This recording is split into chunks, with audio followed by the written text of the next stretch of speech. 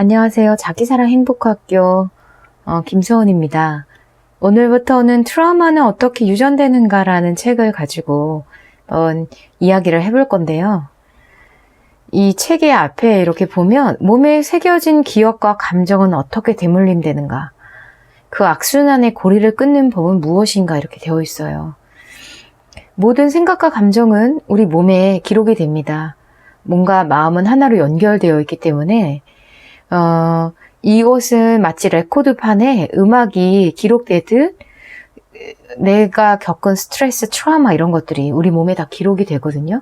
그래서 결국 이 DNA를 통해서, 유전자를 통해서 후손 대대로 연결된다고, 이어진다고 이 책은 이야기를 하고 있어요.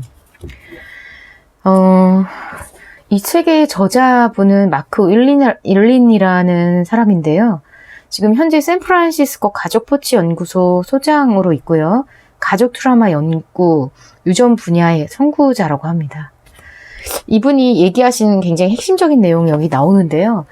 트라우마는 언어화할 때 비로소 치유 가능성이 열린다 라고 이렇게 써 있어요. 이것은 이제 이미 입증된 심리치료 원칙인데요. 말로 표현하는 것이 아주 중요합니다. 내가 뭔가 트라우마를 겪었을 때, 어떤 공포나 굉장히 충격적인 사건을 겪었을 때 뭐라고 해야지, 말문이 막힌다라고 표현을 하죠. 황당한 일을 겪었을 때. 이 책에서 뭐라고 얘기를 하냐면, 우리가 트라우마나 어떤 그 충격적인 일을 겪으면요, 뇌의 이제 언어 영역, 브로카 영역이라고 하거든요. 뇌의 언어 중추가 닫혀버린다고 합니다. 그리고 현재의 상태를 지각하는 그 뇌의 영역 부분도 닫힌대요. 그래서 이런 트라우마를 겪고 나면 말로 제대로 표현을 하지 못하는 거예요. 나중에라도. 근데 그 언어화하지 않으면 상처는 점점 더 깊어지거든요. 왜냐하면 인간이라는 존재가 언어나 사고를 통해서 신념체계를 형성하는 그런 존재이기 때문에 언어로 표현하는 건 정말 너무너무 중요합니다. 내가 힘든 일이 있거나 트라우마를 겪었거나 그런 일이 있을 때 언어화하는 거. 그리고 신체 특징뿐 아니라 감정도 유전자에 부호화되어 대물림된다는 핵생물학적 근거를 버무려 핵심 언어 접근법을 개발했다. 예.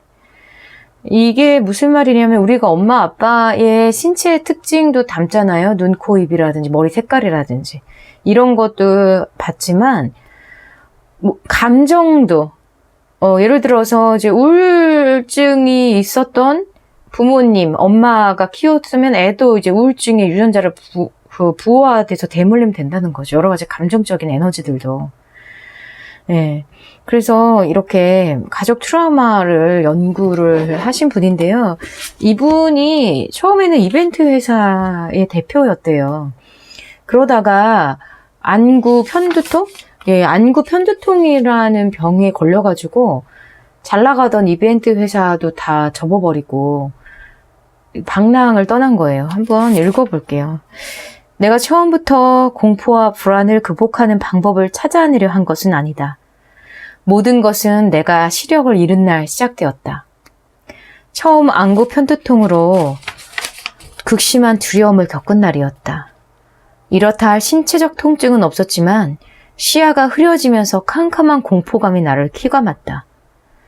당시 34살이던 나는 아무것도 보이지 않는 눈으로 사무실 안에서 비틀거리며 책상 위에 놓인 전화기를 더듬어 911번을 눌렀고 곧 구급차가 갈 거라는 말을 들었다.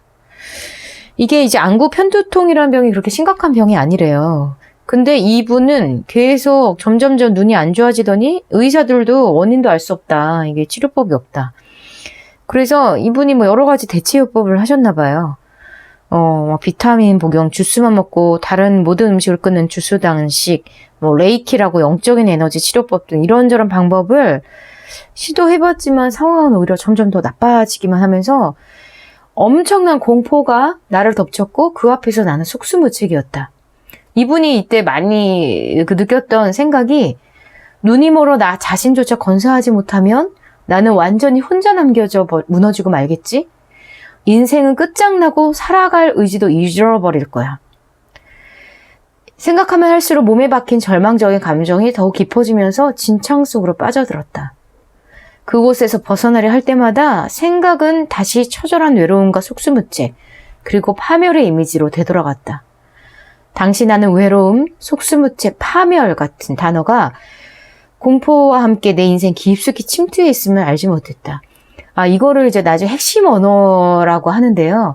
나를 끊임없이 계속 괴롭히는, 그리고 최악의 상황이 왔을 때 느껴지는 그 공포스러운 단어가 핵심 단어라고 얘기를 해요. 이분 같은 경우는 외로움, 속수무책, 파멸, 이 단어가 자신을 계속 괴롭혔던 거죠. 이것이 어디에서 기인됐는지 나중에 이제 부모님과의 관계를 치유하면서 그게 풀리기 시작하는데요. 이분인 의외때 내가 왜 이렇게 극심한 그 고통에 휘달리는지, 다른 사람들은 나보다 더 큰 역경에 처해도 이처럼 깊은 심연으로 빠져들진 않았다. 나는 왜 그토록 깊은 두려움 속에서 헤어나지 못했을까? 그로부터 몇 년 더 지난 뒤에야 이 질문에 답할 수 있었다. 이분이 이제 그 전 세계를 막 방랑을 하셨나 봐요. 구루들, 이제 스승들을 찾아서 자신의 눈을 고쳐질. 그래서 매일 몇 시간씩 명상했고, 한 번에 며칠간 단식하기도 하고, 막 약초를 끓여 마시며 내 조식 속에 침투했다고 상상하는 맹독과 싸웠다. 그러는 동안에도 시력은 계속 나빠졌고, 우울감은 더 깊어졌다. 네, 여기 또 중요한 얘기가 나오는데요. 읽어볼게요. 그때만 해도 나는 고통스러운 무언가에 저항하면 할수록 오히려 그것에서 벗어나기가 더 어려워진다는 사실을 깨닫지 못했다. 저항은 지속적인 고통을 부르는 확실한 처방이었다. 또 무언가를 찾으려 하면 할수록 찾고자 하는 것에서 멀어졌다. 끊임없이 외부만 바라볼 경우 내가 찾던 대상이 눈앞에 있어도 알아차리지 못하며 내면에서 무언가 가치 있는 일이 벌어져도 거기에 주파수를 맞추지 않으면 그것을 놓치고 만다. 예, 고통스러운 무언가에 저항하면 할수록 오히려 그것에서 벗어나기가 더 어려워진다. 네, 우리가 뭔가 힘든 일을 겪거나 고통에 빠지면 거기서 벗어나려고 이렇게 막 저항을 하죠. 근데 그 고통 자체에 대해서 나는 이 감정을 느끼기 싫어, 이런 고통스러운 생각을 느끼기 싫어라고 생각하는 순간 그것은 더 끈질기게 나를 괴롭히게 됩니다. 그 해결책은 이 고통스러운 감정에 대해서 충분히 연민해주고 공감해주고 그것을 이렇게 빠져나오려고 하는 게 아니라 고통과 함께 있기죠. 고통과 함께 있고 그것을 떨쳐내려고 하지 않는 거. 그냥 있는 그대로 느끼고 수용해주는 거. 그것에서부터 치유가 시작이 되거든요. 네. 자, 그래서 이분이 계속 이렇게 방황을 계속 반복을 했던 거예요. 그러다가 어느 날 이제 수행을 하던 중에 어떤 스승이, 구루가 내 눈을 똑바로 바라보더니 내 문제를 단박에 파악했대요. 자, 이 스승이 뭐라고 얘기를 했냐면, 집으로 가라. 뭘 하라고? 나는 머리끝까지 화가 났고 분노로 온몸이 떨렸다. 집으로 가서 네 어머니와 아버지를 만나라. 자, 이야기를 들으면서 이 사람이 멍해졌대요. 이분도 이 부모님과의 관계에서 굉장히 문제가 많았던 거죠. 나는 오래전에 부모를 포기했고 신성하고 영적인 부모, 즉 모든 스승과 구루, 그리고 나를 다음 단계의 깨달음으로 안내하는 현명한 사람들과 내 실제 부모를 맞바꿨다. 자기 부모님이 어떻게 보면 스승이나 어떤 멘토 역할을 해줄 수 없는 그런 사람이라고 생각을 하다 보니까 다른 데서 이제 나의 멘토 역할을 해줄 스승을 찾았다는 거죠. 더구나 지난 몇 년 동안 베개에 막 주먹질을 하거나 판지로 만든 부모님의 형상을 잘게 찢는 등 잘못된 방법으로 부모와의 관계를 치유했다고 믿었다. 예, 이게 이제 우리가 복수 기법이라고도 얘기를 하는데요. 나한테 상처를 줬거나 나한테 피해를 줬던 사람을 상상으로 막 폭력을 가하거나 욕을 하거나 그러거나, 그리고 여기서는 막 그 주먹질하고 막 찢어버리고 판지로 만들어 이런 작업들을 했었나 봐요. 물론 이런 그 작업들이 치유 효과가 납니다. 분명히 나고요. 근데 이제 여기서 끝나면 안 된다는 거죠. 특히 부모님과의 관계에서 이런 단계에서만 끝나면 굉장한 죄책감을 불러오게 되거든요. 왜냐하면 부모는 나에게 피와 어떤 육신 그리고 정신적인 유산을 물려준 분인데 부모를 미워하고 부모를 증오하게 되면 그건 뭐냐면 결국 나 자신을 증오하게 되는 거거든요. 나를 미워하게 되고. 그래서 여기서 끝나면 안 되고요. 부모님과 반드시 회원하는 과정이 필요해요. 이게 깊은 치유가 일어나기 위해서는 부모님에 대한 깊은 감사와 사랑, 이해, 연민이 될 때 이런 치유들이 일어나게 되는데요. 예. 자, 다시 계속 읽어볼게요. 그래서 이분이 계속 고민을 했대요. 부모님을 찾아가야 되나 말아야 되나. 계속 이런 똑같은 말이 들려왔다는 거죠. 부모를 찾아가라. 집으로 돌아가 부모와 화해하라. 예.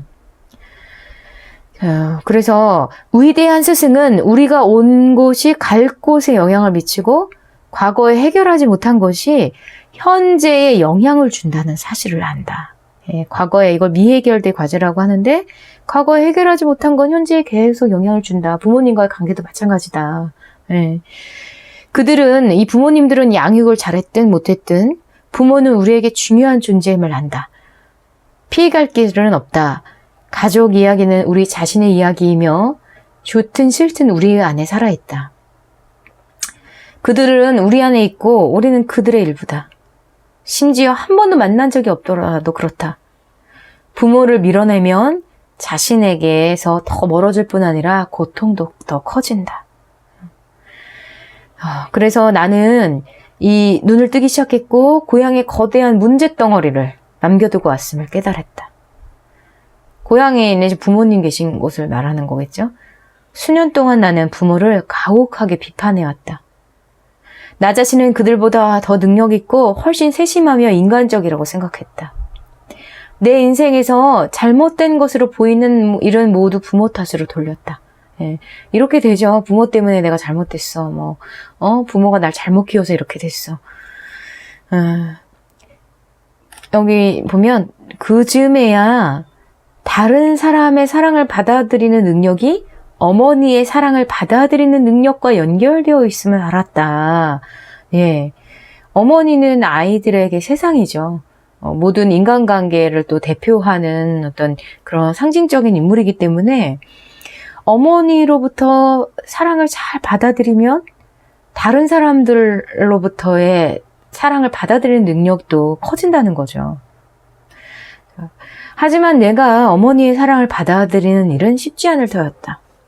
나와 어머니의 유대는 너무 깊이 단절되어서 어머니가 포옹하면 나는 곰을 잡는 덫에라도 걸린 것처럼 옥죄는 느낌이 들었다. 네. 어머니하고 너무 유대가 이제 단절되다 보니까 어머니와 포옹을 한다던가 안으면 이 사람은 이제 미칠 것 같이 너무 불편했다는 거예요. 그래서 어머니하고 단 말 한마디 나누지 않고 몇 달을 지낼 수도 있을 정도였대요. 나는 냉정하게 거리를 두면서 나를 제대로 이해하지 못하고 말도 알아듣지 못한다며 어머니를 막 비난했대요. 그래서 고심고심 하다가 몇 달 동안 고민했대요. 어머니를 찾아갈까 말까. 이게 너무 불편하니까 어머니를 만나는 게. 근데 어머니를 이제 결국 찾아가기로 마음을 먹고 집으로 가는 그 진입로에서부터 온몸이 팽팽한 긴장감이 엄습해왔다고 합니다. 우리 관계를 바로잡을 수 있을까? 이렇게 고민을 하는데 어머니를 이제 막상 만나서 어머니한테 이제 어머니를 이제 포옹을 했겠죠. 근데 이렇게 표현합니다. 어머니가 나를 안고 있는 시간이 길어질수록 내가 폭발해 버릴 것 같다는 생각도 점점 커져갔다. 그것은 육체적인 고통이었다. 어머니하고 풀리지 않은 문제가 있기 때문에 이렇게 육체적으로 경직되고 불편하고 이런 감정들이 계속 지속이 됐던 거예요. 그래서 어머니하고 굉장히 많은 이야기를 나눴던 거예요, 이분이. 하면서 어머니랑 얘기를 나눠중에 어머니가 무심코 내가 어렸을 때 겪은 어떤 사건을 들려주었다. 어머니는 담낭 수술을 받느라 3주 동안 입원한 적이 있었다고 말했다. 그 얘기를 듣고 나니 내 내면에서 벌어지던 일의 조각들이 퍼즐처럼 하나하나 맞춰졌다. 그때는 내가 2살이 채 되기 전으로 어머니와 떨어져 지내는 동안 내 몸 안에서는 무의식적으로 팽팽하게 부풀어 오르는 느낌이 뿌리내리기 시작했다. 어머니가 퇴원해서 집으로 돌아왔을 때 나는 더 이상 어머니의 보살핌을 신뢰하지 않았다. 어머니의 상처받지 않기 위해 어머니를 밀어냈고 이후 30년 동안 계속 밀어냈다. 어머니와의 관계가 이렇게 틀어지게 된 결정적인 이유를 이제 그 기억을 찾게 된 거죠. 아기였는데 엄마가 이제 수술한다고 3주 동안 이제 입원을 했는데 엄마 입장에서는 당연히 몸이 아프니까 당연히 수술을 해야 되는데 아이들은 그것을 이해할 수가 없는 거죠.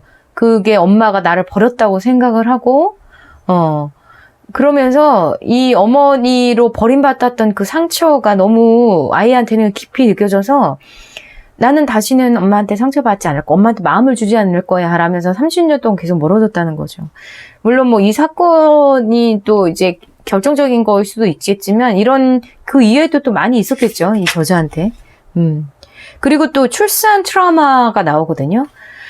이분이 이제 계속 내 인생이 언제 또 파멸될지도 모른다는 공포심이 굉장히 많았대요. 근데 출산 시의 기억을 보니까 내 어머니가 나를 낳을 때 분만이 원활치 않아서 의사가 집게로 꺼냈대요. 그 결과 나는 멍이 많이 들고 부분적으로 두개골이 함몰된 상태로 태어났는데 이때 어머니는 몹시 후회하면서 흉한 내 모습에 처음엔 나를 안아주기 쉽지 않았다고 고백을 했다고 합니다. 아기가 처음에 이제 태어날 때, 이 태어나는 것도 아이도 그렇고 엄마도 그렇고 목숨을 걸고 이렇게 세상에 나오는 거잖아요. 근데 아기가 안 나오니까 집게로 억지로 이제 아기를 튀어나다 보니까 두개골, 아기 뼈가 이제 함몰이 된 거예요. 근데 그 모습을 보고 엄마가 또 충격을 받아서 너무 흉측했다, 아이가. 그래서 안아주기 싫었다. 근데 이게 아이들한테 다 마음으로 전해지는 거거든요. 이런 엄마애가 나를 싫어해, 나를 미워해. 네, 그것도 처음에 태어나자마자 엄마와 만나게 됐는데.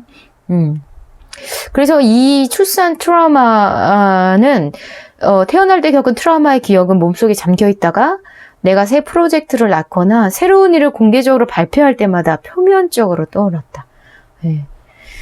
자, 그래서 이런저런 이야기들을 계속 엄마랑 하면서 엄마와 가까워지는 그런 시간들을 만들었던 거예요. 그러면서 아버지하고도 만나게 됩니다, 이 저자가. 어머니랑 아버지가 이제 어릴 때 이혼을 했었나 봐요. 아버지가 이제 건설 노동자로 혼자 살고 있었대요, 아주. 무너질 것 같은 작은 아파트에. 집도 전혀 손보지도 않고. 13살 때 어머니랑 이혼하고, 줄곧 혼자 살아온 아버지 아파트에는 뭐 연장 더미들이 막 흩어져 있었대요. 아버지 혼자 굉장히 외롭게 이렇게 살고 계셨던 것 같아요. 자, 나는 녹슨 새와 강철 조각이 잔뜩 널린 그곳에서 아버지 앞에 우두커니 선 채로 아버지가 무척 그리웠노라고 말했다. 그 순간 아버지는 어떻게 대답해야 할지 몰라 당황했고 내 말은 허공 속으로 흩어졌다. 아버지가 얼마나 놀라셨겠어요. 갑자기 30년 만에 아들이 찾아와가지고 아버지가 너무 그리웠어요. 이렇게 얘기를 하니까 아버지도 내면에선 그런 마음이 너무 아들이 보고 싶고 막 그런 마음이 있었겠지만 갑자기 이렇게 찾아오니까 굉장히 당황을 했겠죠. 그래서 아버지하고도 계속 이렇게 얘기를 했대요. 나 아버지 사랑한다고. 아버지는 좋은 아버지라고 말하며 어릴 적 추억을 들려주었다. 아버지를 어깨를 으쓱하거나 화제를 바꾸며 겉으로는 내 말을 듣지 않는 척했지만 나는 아버지가 내 말에 귀를 기울이고 있음을 느꼈다. 아버지와 대화하고 기억을 나누는 데는 여러 주가 걸렸다. 어느 날 함께 점심을 먹다가 아버지가 내 눈을 똑바로 바라보며 말했다. 네가 나를 사랑했을 거라고는 한 번도 생각해 본 적이 없었다. 나는 거의 숨을 쉴 수 없었다. 우리 두 사람의 내면에서 막대한 고통이 솟구쳐 올랐다. 순간 우리의 마음이 툭 깨지며 활짝 열렸다. 때로 마음은 부서져야 열린다. 마침내 우리는 서로에게 사랑을 표현하기 시작했다. 집으로 돌아가 부모의 관계를 치유하라고 한 스승들의 조언을 따른 덕분이었다. 이렇게 불편했던 아버지와 어머니와의 그 관계를 회복하면서 이분이 결국 시력이 1.0으로 돌아가게 돼요. 그리고 이 부모님과의 관계를 치유하기 시작하면서 이제 눈이 어떻게 되든 상관이 없어. 이런 마음의 경지까지 이제 오르게 된 거예요. 자, 이분이 이런 과정을 겪으면서 어떤 점을 느꼈냐면, 결국 부모의 관계가 치유됐을 때 나의 근본적인 문제가 치유되는데 아주 큰 결정적인 역할을 한다는 거를 알게 된 거죠. 네. 결국 치유는 내면의 일이다. 고맙게도 내 스승들은 나를 다시 부모에게로 그리고 원래의 자리인 나 자신에게로 인도해 주었다. 그 과정에서 나는 가족사에 담긴 몇 가지 이야기를 알게 됐고 그것은 궁극적으로 내게 평화로운 마음을 안겨주었다. 감사하는 마음과 새로 찾은 해방감에 나는 다른 사람이 스스로 고통에서 벗어나도록 돕는 일을 사명으로 삼게 됐다. 이게 됩니다. 자, 그래서 부모님과의 관계, 부모님을 미워하고 혹시 증오하거나 아니면 부모님에 대한 여러 가지 안 좋은 감정들이 나 자신에게도 아주 많은 영향을 끼치게 되거든요. 그래서 저도 이 책을 읽고 아버지는 이미 돌아가셨기 때문에 아버지는 이제 상상 속에서 제가 EFT나 명상을 하면서 아버지와 화해하고 아버지에게 깊은 연민심을 갖고 용서하고 치유하는 작업들을 또 굉장히 많이 했었어요. 근데 엄마는 이제 살아 계시니까 제가 이제 엄마하고 관계가 굉장히 많이 어색했었거든요. 엄마가 뭐 음식 같은 거라든지 뭐 교육적인 지원이나 여러 가지 것들은 따뜻하게 많이 해주셨는데 심리적으로 소통되는 느낌은 별로 없었어요. 이제 엄마도 본인의 이제 외할머니로부터 그것을 받은 적이 없기 때문에 어떻게 자녀들하고 소통해야 될지 몰랐던 거예요. 그래서 어머니하고 둘이 있으면 너무 어색하고 제가 결혼하고 나서는 더욱더 이제 안 찾아갔죠. 아주 특별한 일 아니면. 근데 저도 이 책을 읽고 엄마한테 일부러 찾아가서 엄마하고 같이 얘기하고 엄마 안아드리고 사랑한다고 표현하고 하면서 제 마음속에 그 응어리졌던 것들, 근데 풀리지 않은 그런 답답한 것들이 조금씩 이제 풀려가기 시작했거든요. 그 얘기는 조금 더 나중에 다시 한번 또 자세히 하도록 하고요. 오늘은 여기서 마치도록 하겠습니다.